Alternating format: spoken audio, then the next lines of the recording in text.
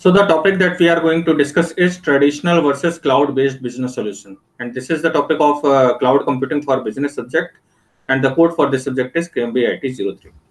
So for this topic and further topics that I would discuss today, these are some references for further study. First is your textbook, second is your reference book, and rest are some good blogs and research papers that you may access for further study. Okay.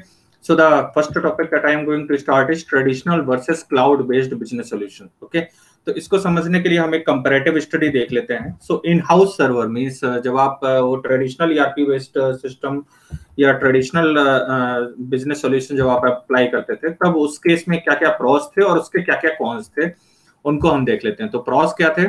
Gives you physical control over your backup. Means आपको अपनी organisation में ही data centre establish करना होता था. ठीक है. तो जो फिजिकल कंट्रोल होता था आपका बैकअप पर वो पूरी तरीके से रहता था क्योंकि आपके इंटरनल आईटी टीम उसको डिप्लॉय करती थी और उसको मैनेज करती थी. ठीक है. Keeps critical data in house. जो आपका क्रिटिकल इवन नॉन क्रिटिकल सारे ही डेटा एक तरीके से डेटाबेस आप ही मेंटेन करते थे. ठीक है. कुछ भी आपका ऑर्गेनाइजेशन के बाहर नहीं एक्सेस किया जा सकता था. So no third party has access to your information. कोई भी थर्ड पार्टी इसमें इन्वॉल्व नहीं थी. सिर्फ आपके ऑर्गेनाइजेशन के लोग ही उसे एक्सेस कर सकते थे. तो keeps critical data in house. Okay. Next, no need to rely on the internet connection for access to data. अब ये जो डेटा सेंटर या ये जो ईआरपी मॉड्यूल हुआ करते थे तो इसमें इंटरनेट कनेक्शन की रिक्वायरमेंट नहीं थी एक्सेस करने के लिए. ठीक है. बेसिकली ये इंट्रानेट बेस्ड फ्रेमवर्क हुआ करते थे तो इंटरनेट कनेक्शन की रिक्वायरमेंट नहीं थी to access the data. Next is can be more cost effective for small and mid size companies. ठीक है. जो small and mid size companies के लिए ये ज्यादा कॉस्ट इफेक्टिव हो सकते थे. ठीक है. लेकिन मुझे लगता है जैसा हम इसमें देखते हैं क्लाउड में कि इसकी जो एक्सेसिबिलिटी और जो फ्लेक्सिबिलिटी है वो कहीं ना कहीं हमें ज्यादा बेटर एनवायरनमेंट प्रोवाइड करती है. अब जैसे टीचिंग के लिए ही ले लीजिए तो अगर हमारे पास ये क्लाउड बेस्ड सॉल्यूशन नहीं होता तो आज के टाइम में जो हम इतना फ्रीक्वेंटली मिल पा रहे हैं है ना, और गूगल मीट और ये सिस्को वेबएक्स और भी बहुत सारे जो टूल्स हैं तो उनके थ्रू हम इजिली और लगभग फ्रीली हम क्लास या मीटिंग्स अरेंज कर पा रहे हैं. So that is just because of this cloud environment. Okay. So it may be more cost effective for small and mid size companies but मुझे नहीं लगता है कि लॉन्ग रन के लिए भी ऐसा पॉसिबल था. ठीक है. Next is cons. Requires a capital investment in hardware and infrastructure. Okay. So hardware और इंफ्रास्ट्रक्चर सेटअप के लिए मींस आपको फॉर्म्स वो फ्रेम्स वगैरह खरीदने हैं या एलिमेंट्स खरीदने हैं, मेमोरी एलिमेंट्स खरीदने हैं, सॉलिड स्टेट डिवाइसेस खरीदनी है. ठीक है. या हार्डवेयर वगैरह डिप्लॉय करने हैं तो उसके लिए आपको लॉट मनी कैपिटल की रिक्वायरमेंट हुआ करती थी. ठीक है. Next is needs space in your office for a rack और server room closest to in addition to the dedicated IT support. ठीक है. अब क्या है बेसिकली कि आपको need space in your office. Basically जो आईटी डिप्लॉयमेंट टीम हुआ करती थी, डेडिकेटेड आईटी सपोर्ट टीम, उसके लिए आपको अपनी ऑफिस में प्रोविजन रखना पड़ता था. इवन हर एक डिपार्टमेंट में हर एक मतलब ऑर्गेनाइजेशन में IT department, dedicated IT department हुआ करता था जो कि इन हाउस कह सकते हैं कि अगर कहीं पर किसी को कोई प्रॉब्लम आ रही है ईआरपी मॉड्यूल में तो उसको मैनेज करता था. ठीक है. इवन किसी तरीके की कोई क्वेरी है उसको देखता था और इवन अगर मान लीजिए इम्प्लीमेंटेशन का कोई इशू है, ठीक है, तो वो जो थर्ड पार्टी वेंडर जो इम्प्लीमेंट करके गया है, कोडिंग वगैरह करके गया, उनसे बात करते थे. तो एक तरीके से लाइजनिंग और मेंटेनेंस, अपडेशन, ये सारा काम आईटी सपोर्ट स्टाफ का रहता था. So may be more susceptible to data loss during disaster situation due to its in-house location. How often you take the data off-site will reflect how much data you will lose in an emergency. In case of disaster अगर कुछ होता था, ठीक है, तो data loss के जो chances थे वो ज्यादा हुआ करते थे in case of disaster situation. क्योंकि आप देखिए जब प्लांट कोलैप्स कर गया तो उसके साथ साथ उसका डेटा भी चला गया. ठीक है. अगर आपने उसका बैकअप रखा है तो ठीक है, अदरवाइज ये प्रॉब्लम हुआ करती थी.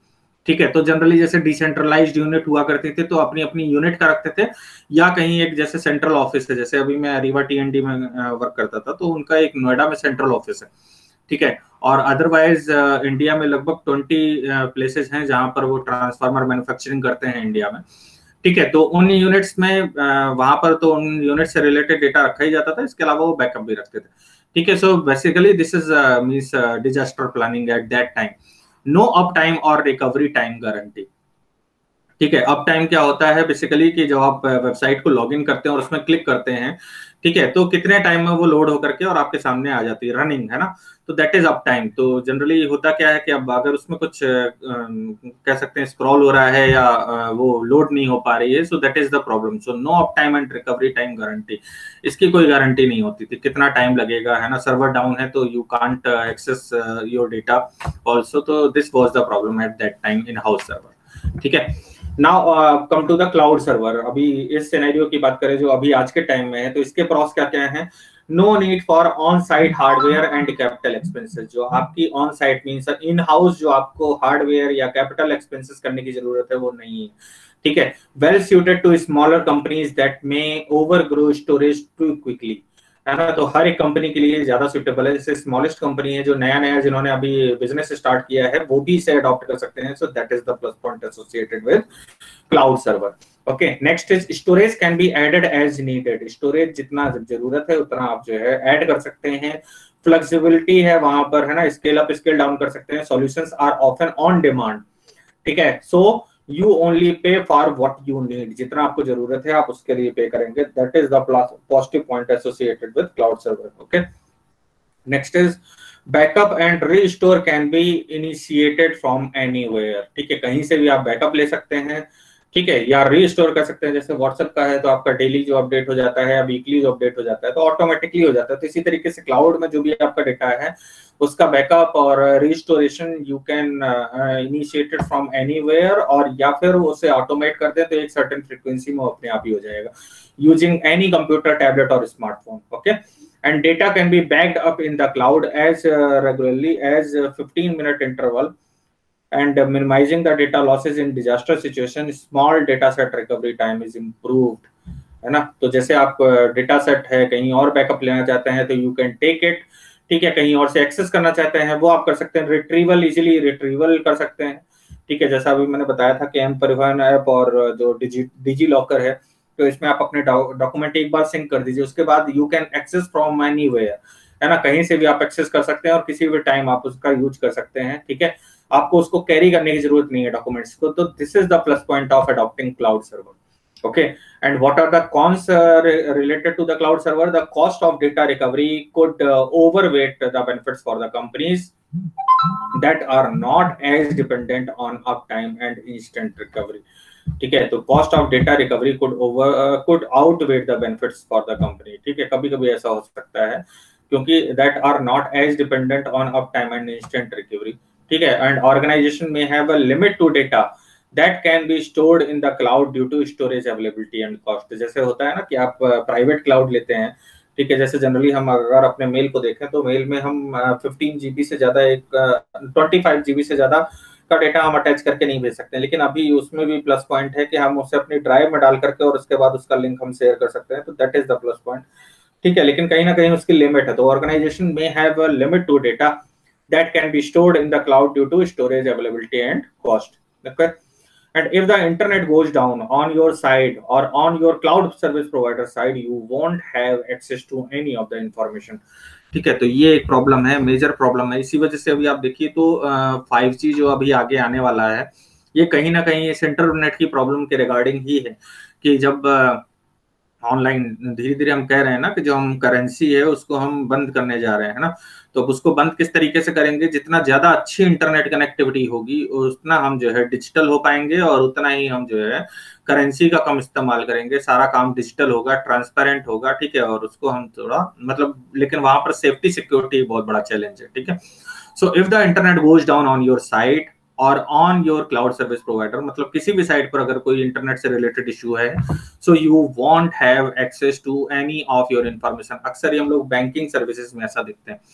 ठीक है, जैसे फोन पे या पेटीएम का आप लोग यूज करते होंगे, तो जब आप क्लिक करते हैं तो कभी कभी ऐसा आता है कि your banking services are not available at this time, है ना, कम बैक लेटर, या कुछ टाइम बाद आप दोबारा से लॉग इन करें। तो वो कहीं ना कहीं इंटरनेट का इशू होता है कि या तो आपके साइड से या आपके क्लाउड सर्विस प्रोवाइडर के साइड से कहीं ना कहीं इंटरनेट स्लो है। ठीक है, इंटरनेट की कनेक्टिविटी नहीं है जिसकी वजह से आप अपनी इंफॉर्मेशन एक्सेस नहीं कर पा रहे। Okay, next is full data recovery could prove very time consuming and impactful on the system. अच्छा, जनरली क्या होता है कि जैसे आपने डेटा रिकवर कर रहे हैं ना, तो डेटा रिकवरी में full data recovery could prove very time consuming, बहुत ज्यादा टाइम लग जाता है and impactful on the system. अच्छा, अब उसमें क्या है कि जो डेटा है आप जब रिट्रीव करते हैं तो आपको इन केस जैसे दूसरी डिवाइस में करना है तो आपको पूरा डेटा ही करना पड़ेगा, तो that is the limitation basically. ठीक है, so these are some of the limitations that are associated with cloud server. ठीक है, so this is all about the traditional versus cloud based vision solution. If you have any doubt or query regarding this, you may ask.